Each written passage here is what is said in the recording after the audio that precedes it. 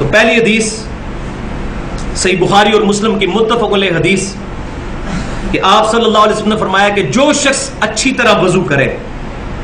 اور اپنے اعضاء کو صحیح طریقے سے دھوئے تو اللہ تبارک و تعالیٰ اس کے جسم سے سارے گناہوں کو نکال دیتا ہے، حتیٰ کہ اس کے ناخنوں کے گناہ بھی جو ہے وہ بھی نکل جاتے ہیں، الحمدللہ۔ دوسری حدیث بھی صحیح بخاری اور مسلم کی متفق علیہ حدیث ہے کہ آپ صلی اللہ علیہ وسلم نے فرمایا جب مسلمان فرض نماز کا وضو اچھی طرح کرتا ہے، اس کے بعد خشوع خضوع سے نماز پڑھتا ہے، تو اس نماز سے پہلے جتنے گناہ ہوئے تھے اللہ تبارک و تعالیٰ معاف فرما دیتا ہے، اور صحیح مسلم کے الفاظ آگے یہ ہے کہ بشرطے کہ اس دوران کبیرہ گناہ نہ کیے ہوں۔ کبیرہ گناہ نیک اعمال سے معاف نہیں ہوتے، وہ توبہ سے معاف ہوتے ہیں۔ تو یہ کہا جاتا ہے نا جو وضو کرنے سے یا نماز پڑھنے سے گناہ معاف ہو جاتے ہیں، اس سے مراد چھوٹے گناہ ہیں، آٹومیٹکلی وداؤٹ توبہ کے چھوٹے گناہ معاف ہو جاتے ہیں، لیکن بڑے گناہ جو ہے کبیرہ گناہ، اب یہ ہماری بدقسمتی ہے کہ اکثر گناہ کبیرہ ہی ہیں، جھوٹ، چغلی، غیبت، گالی گلوچ، ماں باپ کی نافرمانی، اکثر گناہ جو ہے وہ کبیرہ ہی ہیں۔ تیسری حدیث صحیح بخاری اور مسلم کی متفق علیہ حدیث ہے کہ آپ صلی اللہ علیہ وسلم نے فرمایا کہ میری امت کے لوگ جب قیامت والے دن بلائے جائیں گے تو ان کے چہرے، پیشانی اور یہ ہاتھ چمک رہے ہوں گے ان کے اعضائے وضو کی وجہ سے، لہذا تمہیں چاہیے کہ اپنی چمک کو بڑھاؤ۔ چوتھی حدیث صحیح بخاری اور مسلم کی متفق علیہ حدیث ہے کہ آپ صلی اللہ علیہ وسلم نے فرمایا کہ جب کوئی شخص نیند سے بیدار ہو تو اس کو چاہیے کہ وضو کرنے سے پہلے یا غسل کرنے سے پہلے اپنے ہاتھوں کو دھو لے۔ اس کو نہیں پتا کہ رات اس نے کہاں پر گزاری، یعنی ہوش میں نہیں ہوتا بندہ رات کے وقت، تو اسی کو فقہ کی ٹرمنالوجی میں مستعمل پانی کا مسئلہ کہا جاتا ہے۔ کسی شخص نے وضو اور غسل اس پر ضروری ہے نماز کے لیے یا جنابت کے لیے، تو اگر وہ بالٹی میں انگلی ڈال دے گا نا تو سارا پانی مستعمل ہو جائے گا، استعمال شدہ، ناپاک نہیں ہوگا، استعمال شدہ، اس سے اب وضو غسل نہیں اتر سکتا ہے۔ تو لہذا پہلے ہاتھ دھونے ہیں، اس کے بعد مگے کو ہاتھ ڈال کے اتنا ہی ہاتھ اندر کرنا ہے جتنا دھلایا ہوا ہے۔ تو یہ مستعمل پانی کا مسئلہ اس حدیث سے ثابت ہوتا ہے۔ استعمال شدہ پانی ہو گیا تو پھر لہذا انڈیلیں گے، پہلے پانی کو ہاتھ دھوئیں گے۔ یہ مسئلہ ہے جب برتن سے کریں، ہمارے لیے پرابلم نہیں، ہم نے ٹوٹی سے کرنا ہوتا ہے یا شاور سے، اس میں ایشو ہے ہی نہیں الحمدللہ۔ پانچویں حدیث صحیح بخاری اور مسلم کی متفق علیہ حدیث ہے کہ عبداللہ بن زید بن عاصم رضی اللہ تعالیٰ عنہ کو ریکویسٹ کی گئی کہ آپ صلی اللہ علیہ وسلم کا جو وضو تھا وہ آپ کر کے دکھائیے۔ تو عبداللہ بن عاصم رضی اللہ تعالیٰ عنہ، عبداللہ بن زید بن عاصم رضی اللہ تعالیٰ عنہ نے پانی کا برتن منگوایا، اس کو انڈیلا اپنے ہاتھوں پر 3 دفعہ اور 3 دفعہ اپنے ہاتھوں کو دھویا۔ پہلے انڈیلا، اس کے بعد اس برتن میں ہاتھ ڈالے، پھر 3 دفعہ ایک ہی چلو سے کلی اور ناک میں پانی ڈالا، یعنی وہی چلو منہ میں بھی پانی اور ساتھ ہی ناک میں۔ علیحدہ علیحدہ سے بھی ثابت ہے، لیکن مضبوط روایتیں بخاری مسلم کی یہی کہتی ہیں کہ ایک ہی چلو لینا چاہیے کلی اور ناک کے لیے۔ یہ بھی ایک امپورٹنٹ مسئلہ ہے جو لوگوں کو نہیں پتا۔ تو 3 دفعہ انہوں نے ایسا کیا، پھر انہوں نے برتن میں 3 دفعہ ہاتھ ڈالا اور 3 دفعہ اپنے چہرے کو دھویا، پھر برتن میں 3 دفعہ ہاتھ ڈالا، اپنا دایاں بازو دھویا، پھر 3 دفعہ ہاتھ ڈالا اور بایاں بازو دھویا، پھر آپ رضی اللہ تعالیٰ عنہ نے پانی لے کر ہاتھ پر ڈال کر اپنے دونوں ہاتھوں سے پورے سر کو، یہ پیشانی سے لے کر پیچھے تک یوں لے کے گئے اور پھر آگے لے کر آئے، اس طریقے سے سر کا مسح کیا۔ اور اس کے بعد آپ رضی اللہ تعالیٰ عنہ نے فرمایا میں نے وہی وضو کیا ہے جو آپ صلی اللہ علیہ وسلم وضو فرمایا کرتے تھے۔ چھٹی حدیث رسول اللہ صلی اللہ علیہ وسلم سے صحیح بخاری میں ہے کہ اعضائے وضو کا ایک بار دھونا بھی ثابت ہے، 2 بار دھونا بھی اور 3 بار دھونا۔ قرآن پاک میں تو 1 دفعہ کا ذکر آیا ہے، لیکن احادیث میں 3 تک بھی ثابت ہے، 3 دفعہ بھی دھویا جا سکتا ہے۔ اب کچھ احادیث وضو میں احتیاط سے متعلق، یہ بہت امپورٹنٹ احادیث ہے۔ پہلی حدیث صحیح مسلم سے کہ مکہ سے مدینہ شریف کی طرف جاتے ہوئے آپ صلی اللہ علیہ وسلم نے راستے میں ایک جگہ پڑاؤ کیا تو صحابہ اکرام علیہم رضوان نے وضو کیا عصر کی نماز ادا کرنے کے لیے۔ تو کچھ صحابہ نے تیزی میں وضو کیا اور ان کی ایڑیاں جو ہیں وہ چمکتی ہوئی نظر آ رہی تھی۔ تو آپ صلی اللہ علیہ وسلم نے فرمایا کہ بے شک ایڑیوں کو خشک رہنے کی وجہ سے عذاب دیا جائے گا،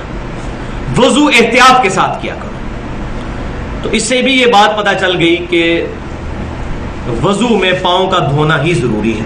اور اس میں ایڑیوں کی خصوصاً سخت جگہ ہوتی ہے اور سردیوں کے موسم میں اس کو صحیح طریقے سے ملنا چاہیے۔ دوسری حدیث جامعہ ترمذی اور سنن ابن ماجہ میں ہے کہ آپ صلی اللہ علیہ وسلم نے فرمایا کہ جب کبھی بھی تم وضو کرو تو اپنے ہاتھ اور پاؤں کی انگلیوں کا خلال بھی کرو۔ ہاتھ جب دھوئیں گے تو ہاتھ کی انگلیوں کا خلال کریں گے، اور جب پاؤں دھوئیں گے تو پاؤں کی انگلیوں کا بھی خلال کریں گے۔ اب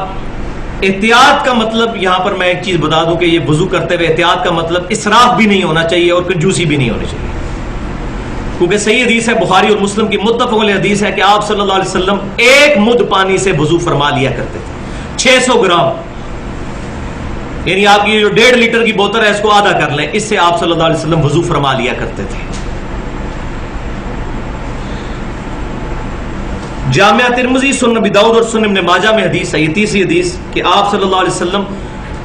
اپنے ہاتھ کی چھوٹی انگلی کے ساتھ پاؤں کی انگلیوں کا خلال فرمایا کرتے تھے اور پاؤں کی انگلیوں کو دھویا کرتے تھے۔ پانچویں حدیث جامعہ ترمذی، سنن نسائی اور سنن ابن ماجہ کی ہے کہ آپ صلی اللہ علیہ وسلم جب سر کا مسح فرماتے تو شہادت کی انگلی سے کانوں کے اندر کا بھی مسح فرماتے۔ یہ کان بھی چونکہ سر کے اندر ہی داخل ہے، قرآن پاک میں ذکر نہیں، لیکن یہ کان سر کے اندر ہی داخل ہوتے ہیں، اس لیے اس کا مسح بھی ہوگا اس طریقے سے، اور انگوٹھوں کے ذریعے کان کی پشت کا مسح فرماتے ہیں۔ لیکن یہ جو گردن کا مسح ہے یہ کسی ضعیف حدیث سے بھی ثابت نہیں ہے، اور مزے کی بات ہے فقہ حنفی کی جو اردو میں معتبر ترین کتاب ہے، 27 سال میں مفتی امجد علی صاحب نے لکھی بہار شریعت، اس میں بھی لکھا ہوا ہے کہ گردن کا مسح مستحب ہے۔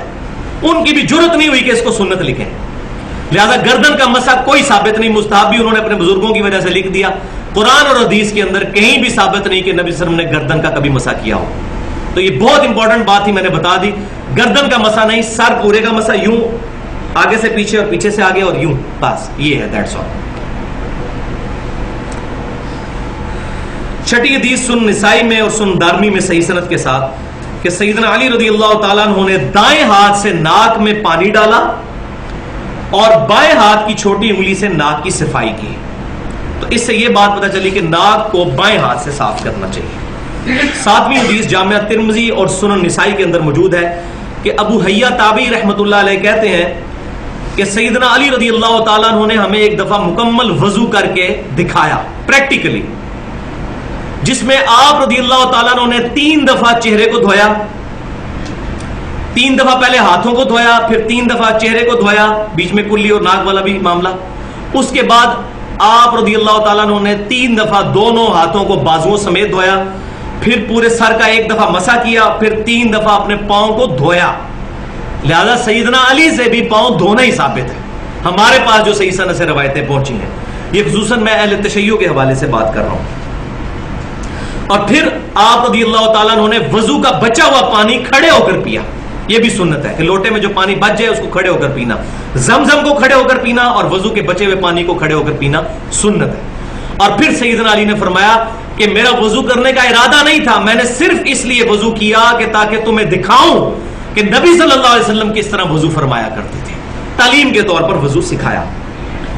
8ویں حدیث صحیح بخاری اور کے اندر موجود ہے تعلیقاً اور صحیح سند کے ساتھ، مسند امام احمد اور سنن نسائی میں موجود ہے کہ آپ صلی اللہ علیہ وسلم نے فرمایا کہ مسواک استعمال کیا کرو، اس میں تمہارے رب کی خوشنودی ہے، رب خوش ہوتا ہے مسواک استعمال کرنے سے۔ لہذا اگر دانتوں کے لیے کوئی ٹوتھ پیسٹ بھی استعمال کرتا ہے اور نیت دانتوں کو صاف کرنا ہے، اس کو بھی ثواب ملے گا۔ تو ٹوتھ پیسٹ آج کل استعمال کرنا ضروری ہے کیونکہ ہماری غذائیں بھی بڑی مرغن ہو چکی ہوئی ہیں، بہت چکنائی والی غذائیں۔ تو ٹوتھ پیسٹ اپنی جگہ استعمال کریں اور وضو کے ساتھ مسواک کو بھی استعمال کریں تاکہ اس کا ثواب بھی ملے، کیونکہ سنت ہے۔ اور صحیح بخاری اور مسلم کی متفق علیہ حدیث ہے کہ آپ صلی اللہ علیہ وسلم نے فرمایا اگر مجھے امت کی مشقت کا خیال نہ ہوتا تو میں امت کو حکم دے دیتا کہ وہ مسواک کریں، ہر نماز کے ساتھ، ہر وضو کے ساتھ۔ لیکن آپ صلی اللہ علیہ وسلم نے امت پر شفقت فرمائی اور اس چیز کو obligatory نہیں رکھا، آپشنل رکھ دیا۔ لیکن اس سے یہ رزلٹ نہیں نکالنا چاہیے کہ انسان اس سنت کو چھوڑ دے، اس کا یہ مطلب ہے کہ سنت بہت اہم ہے، اس پر عمل کیا جائے۔ اب 16ویں حدیث صحیح مسلم میں ہے کہ نبی صلی اللہ علیہ وسلم نے فرمایا کہ جو شخص وضو کرنے کے بعد پڑھ لے اشہد ان لا الہ الا اللہ وحدہ لا شریک لہ واشهد ان محمدن عبدہ ورسولہ، اللہ تعالیٰ جنت کے 8 دروازے اس کے لیے کھول دیتا ہے۔ الحمدللہ۔ اس میں آسمان کی طرف دیکھنا، انگلی اٹھانا شرط نہیں، وہ روایتیں بالکل ضعیف ہیں۔ صحیح مسلم میں بس اتنے ہی الفاظ ہیں کہ 8 دروازے کھل جائیں گے یہ دعا پڑھنے سے۔ اور 17ویں حدیث سنن نسائی الکبریٰ کے اندر صحیح سند کے ساتھ ہے کہ آپ صلی اللہ علیہ وسلم نے وضو کے بعد یہ دعا بھی پڑھی ہے، سبحانک اللہم وبحمدک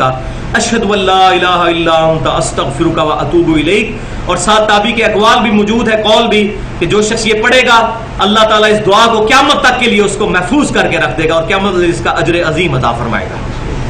تو یہ محفل سے اٹھنے کی جو دعا ہے یہ وہی والی دعا وضو کے بعد بھی ثابت ہے۔